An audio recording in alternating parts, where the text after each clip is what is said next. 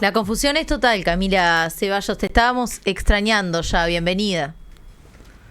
¿Cómo anda? ¿Todo bien? Todo bien, estamos contentas de recibirte. Yo también estoy contenta de verlas. Lamento la distancia, pero bueno, ya nos vamos a encontrar cara a cara. Están pasando cosas y hoy le prometimos a nuestra audiencia que íbamos a hablar un poco de la situación del presidente de ACE, Álvaro Danza, y todo lo que conlleva, ¿no? Más allá de si se queda, se va, si estamos de acuerdo o no con eso, analizar un poco este dilema que está teniendo el gobierno, que ya lo habíamos mencionado también con respecto a la especialización para ocupar cargos, ¿no? Exactamente. En este es un caso que se podría haber resuelto hace muchos meses si se tomaba la definición que Odanza se quedara tal como está, alejándose de todos los cargos que tenía en la actividad privada, o se iba a Danza de la actividad como presidente de ACE. Pero este gobierno, en esta cuestión de ganar tiempo, que a veces ha llevado al presidente Orsi a tomar buenas decisiones, como en el caso de Cairo, independientemente de la salida errática al principio, aquí se extendió demasiado e hizo que fuera un proceso un poco cargado de desprolijidad, Ujú. ¿no? Porque además en el medio hay por lo menos dos cuestiones que a mí me parece interesante discutir. Una es el nivel de conocimiento de la temática que es evidente que Danza tiene, y la necesidad de que él ocupe ese cargo con ese perfil de conocimiento, ¿no? O sea, es obvio que tiene que ser una persona de esas características. Lo que pasa es que está extremadamente mal remunerado Ujú. un cargo de esa envergadura. Entonces eso nos lleva a cuestionarnos también o a problematizar un poco los salarios que paga el Estado para ese tipo de jerarcas. ¿Sí? Hay cosas que son insostenibles. Por ejemplo, ¿qué médico con ese nivel de especialización y con ese nivel de conocimiento en la temática puede considerar pertinente alejarse de la actividad privada para ir a la función pública por ese salario? Y lo segundo que tenemos que empezar a conversar un poco es el rol de la JUTEP, ¿verdad? Porque en esta cuestión de la designación por partidos políticos en algunos organismos de Contralor, la Corte Electoral, la JUTEP, ahí también empiezan a ver las tensiones entre lo técnico y lo político, que siempre están sobre la mesa, pero en este tipo de circunstancias, más allá de que también hubo consideraciones eh, bufet de abogados que también consideraron pertinente que Danza se quedara, que no había incompatibilidades, genera un poco de ruido, ¿sí? Sobre todo el ruido viene por la extensión de este conflicto o de este no conflicto que se podría haber resuelto. Algunas cuestiones que no quedan claras para la ciudadanía de por qué él estaba en un lado y también en el otro lado estaba en otro, los cargos o los perfiles de los cargos y su remuneración en el Estado, y el rol de estos organismos de Contralor con participación de partidos políticos. Ahí hay como distintos puntos y zonas de conflictos que obviamente son aprovechados por la oposición, o por las oposiciones, mejor dicho, para hacer un énfasis, hacerle una arremetida al gobierno, y que están jugando en dos niveles, ¿no? Porque por un lado, en el caso Cardama, están tratando de hacer una interpelación, y el miembro interpelante, que va a ser Javier García, puede quedar muy mal parado. Mm. Y por otro lado, insistir con una interpelación que no debería, ya no tendría sentido porque ya se expresó la JUTEP, Mm. ¿no? Entonces, hay demasiadas ventanas conflictivas entre el gobierno y la oposición en estas semanas. En el medio de una discusión parlamentaria por el presupuesto que todavía no se terminó en el Senado. Hay como un apuro también, ¿no? De la oposición. Es como, bueno, primero se reacciona, pero es como, bueno, esto hago y no pienso, ¿no? Un poco para Sí, bajarlo un poco a tierra. sí, sí, sí. ¿Se acuerdan que al principio, muy al principio del año, decíamos, está como, sigue mucho el ambiente de campaña, pero esto ya Mm. se extendió y ya me parece que forma parte de cómo va a trabajar la oposición durante este periodo, ¿no? Hay una cuestión muy de arrebatarse y de no dividir los roles dentro de los partidos que conforman la Mm. oposición, porque tampoco hay mucho acuerdo entre el Partido Colorado y el Partido Nacional de cómo actuar o cómo enfrentarse a estas circunstancias que pueden ser más o menos conflictivas, porque en realidad el que queda más expuesto, por ejemplo en el caso de Cardama, va a ser el Partido Nacional, Mm. ¿no? Y eventualmente el Cabildo Abierto, que tenía al subsecretario del Ministerio de Defensa en el periodo anterior, pero como la interpelación se va a llevar en el Senado y en Cabildo no está en el Senado, no tiene mucho que perder. Entonces, es cierto esto que vos decís, que hay como una aceleración y todo es todo es potencialmente conflictivo y realmente para la opinión pública, más allá de que le puede importar más o menos las cosas que se están discutiendo, si todo el tiempo es una instancia de conflicto, es difícil también, ¿no? Cami, pensaba un poco, hablábamos de este panorama de interpelaciones, ¿no? ¿Qué lectura se puede hacer de eso? Porque es verdad que hay situaciones que por ahí ameritan un poco más, pero hay otras que no se termina como de entender cuál es la intención cuando se llega a este mecanismo que creo que a veces incluso se intenta que sea como el último, ¿no? Se intenta como tener otros pasos previos, otras mediaciones, y sin embargo viene siendo como una herramienta muy recurrente para la oposición.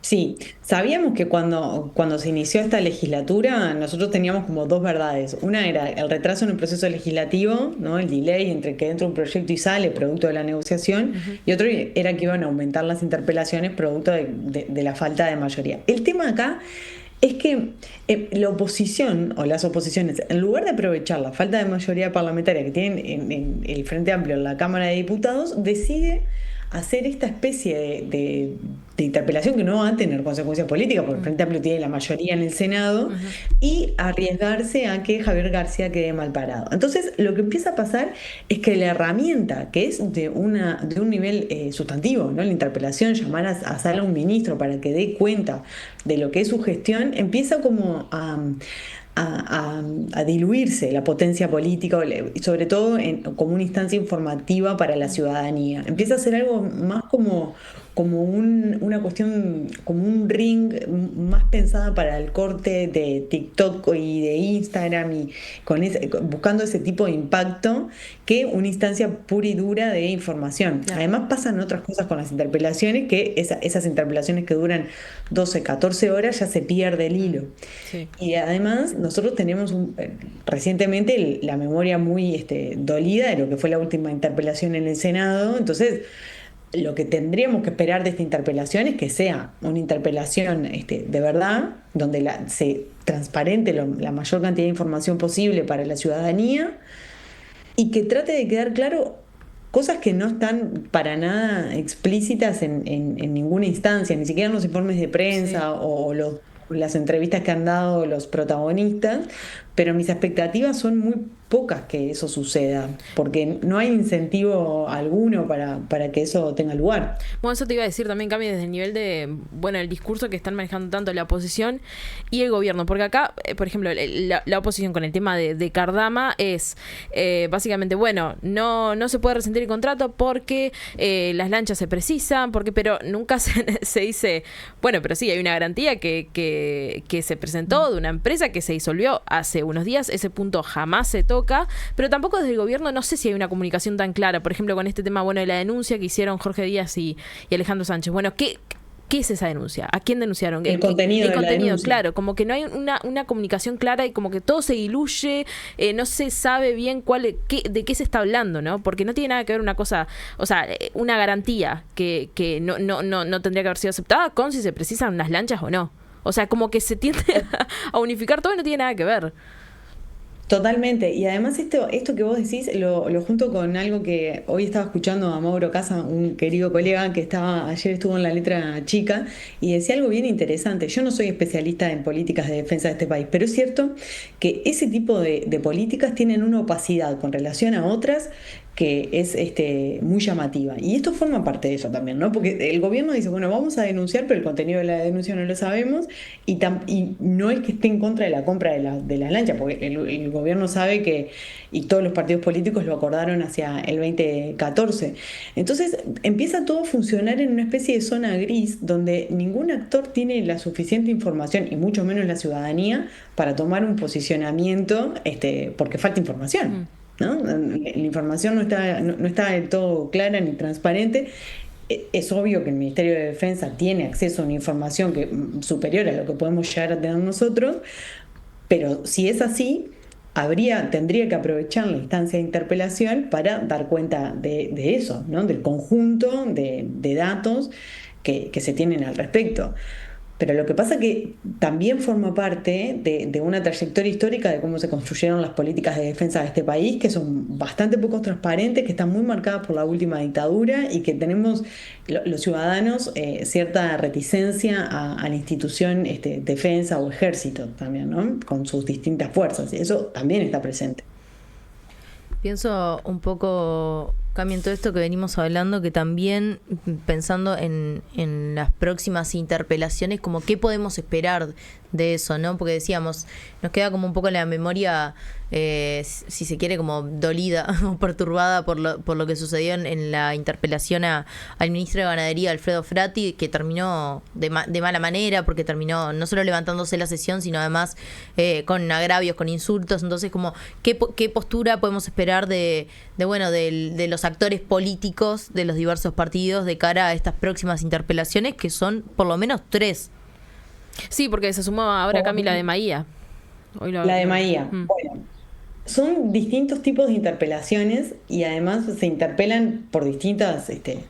hay motivos que son netamente relevantes y hay otros que directamente no. En el caso de la primera interpelación, o sea, la interpelación que es hacia Lasso, ahí yo al que veo más complicado es a Javier García, porque él rápidamente puede llegar a ser quedar como el miembro interpelado, ¿no? Porque más allá de que este negocio se haya cerrado cuando él ya no estaba, en la estrategia de división del trabajo que llevó adelante la oposición, sobre todo el Partido Nacional, de ir cuerpo a cuerpo con quienes habían estado en las distintas carteras ministeriales disputándole, bueno, si él se había presentado como el ministro de Defensa, va a tener que dar explicaciones, y si las explicaciones no son lo suficientemente exhaustivas o interesadas o profundas con relación al caso Cardama, puede salir bastante malherido. Y no es no es un miembro del Senado con poca jerarquía, es el primer senador de la lista más votada del Partido Nacional. Entonces,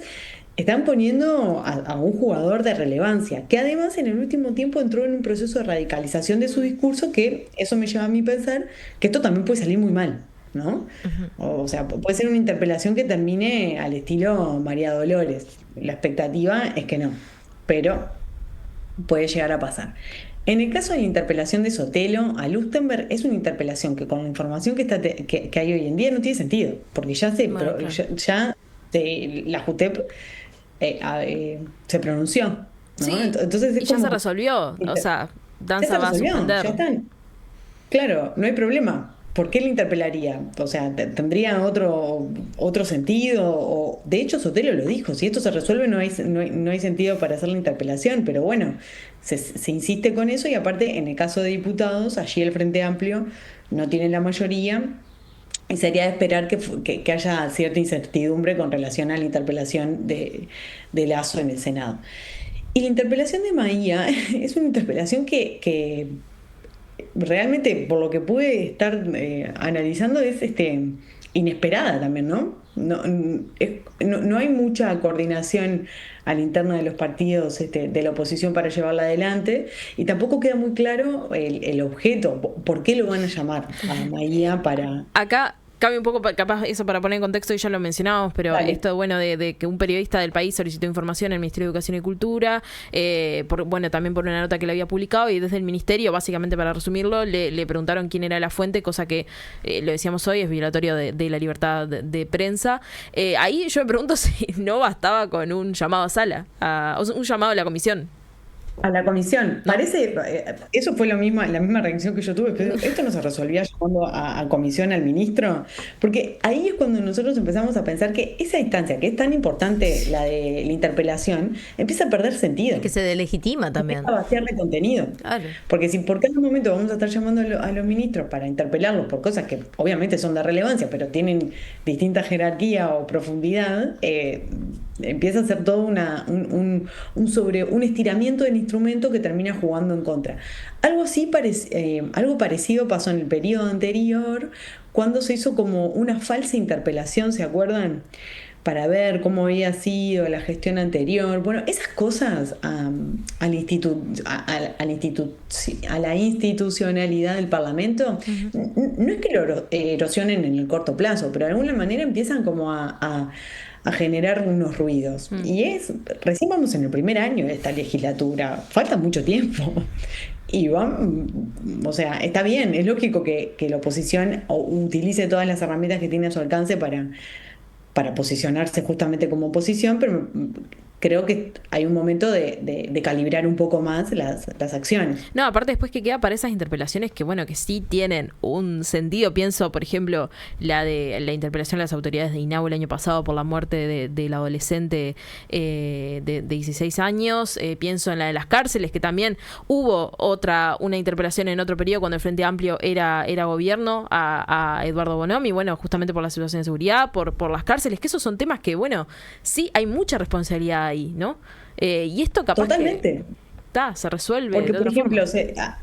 claro, a Luz Tomber se la podría interpelar por sus planes con relación a la pobreza infantil, ¿no? Ella fue una persona embanderada en ese sentido y buena parte de sus causas iban por allí, pero ahora se la va a interpelar por algo que ya está resuelto. Entonces pierde potencia política, ¿sí? Y empieza a vaciarse de contenido, y eso es lo peor que le pueden pasar a las instituciones republicanas, democráticas, que yo no quiero decir que eso está pasando ahora, pero sí tenemos que ser conscientes que un uso exponencial de este tipo de herramientas no necesariamente conduce a un mayor conocimiento de la ciudadanía sobre los problemas, sino que también puede provocar lo contrario, ¿no? Un hastío, un alejamiento, nadie sabe qué está discutiendo qué, porque en realidad todos están pensando en el recorte. Entonces hay que calibrar un poco mejor las acciones. Sí, y lo de Cardama también todavía no está claro.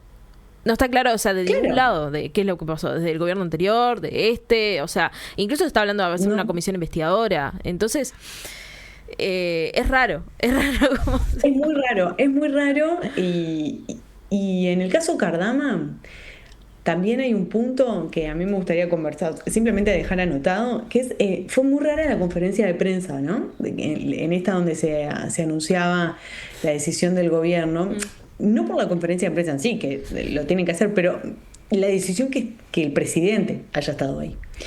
Porque lo lógico sería que estén el subsecretario y el secretario dando esa noticia, porque después Orsi, claro, y Lasso, las tres personas y claves en eso, porque después Orsi quedó un poco por fuera y dicen, bueno, como esto se necesita más precisión. Entonces también da la sensación que desde el gobierno, no es que se apresuraron, porque es una decisión que fue tomada, pero sí de cuidar un poco, la necesidad de cuidar un poco más la comunicación presidencial, que no es algo que sea de este momento, ¿no? Es un hecho que ha marcado a este periodo, a este primer año de gobierno, esas salidas erráticas o no del todo cuidadas del presidente Orsi, y este fue un caso, ¿no? Donde se dio la información por la mitad. Y después, conforme pasaron los días y distintas entrevistas que dieron Alejandro Sánchez y Jorge Díaz, apareció más información, pero tampoco completa. Capaz estoy haciendo una lectura errada de la situación, pero me da la impresión cada vez que surge esto de la oposición va a interpelar o la oposición va a llamar a sala, que se ha dado en reiteradas oportunidades en estos meses, hay como una respuesta medio de manual de parte, particularmente de los ministros, como si estuviera casi, digamos, pactado de antemano, que es, tienen derecho a hacerlo.